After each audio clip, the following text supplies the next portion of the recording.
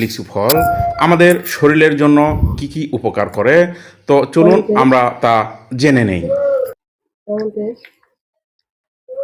Heavy tasty, এরকম সুন্দর tasty এবং কীটনাশক মুক্ত যদি ফল খেতে চান তাহলে এরকম লিচু গাছ লাগাতে হবে।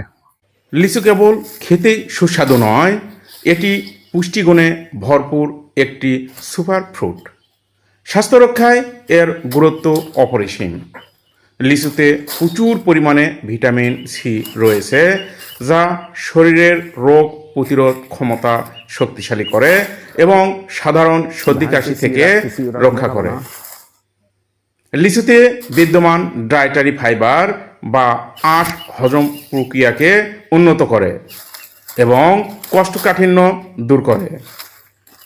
লিচুতে থাকা অলিগোনন এবং পটাশিয়াম রক্তচাপ নিয়ন্ত্রণে সাহায্য করে এবং হৃদরোগের ঝুঁকি কমায়।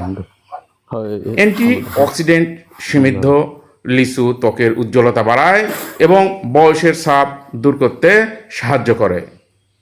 এক গবেষণায় দেখা গিয়েছে লিচুর ফ্লাভোনয়েড উপাদান ক্যান্সার কোষের বিস্তার রোধে সহায়ক ভূমিকা পালন করে। লিচু খাওয়ার ব্যাপারে কিছু সতর্কতা অবলম্বন করা আমাদের জন্য জরুরি।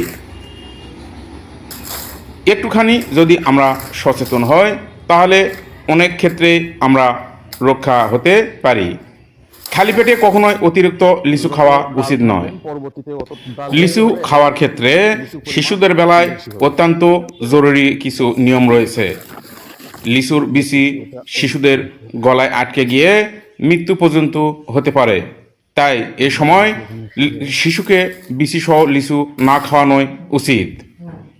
বিশেষ করে রাজশাহী, দিনাজপুর, জয়পুরহাট, পাবনা এবং মাগুরা অঞ্চলে ব্যাপকভাবে ফলন হচ্ছে।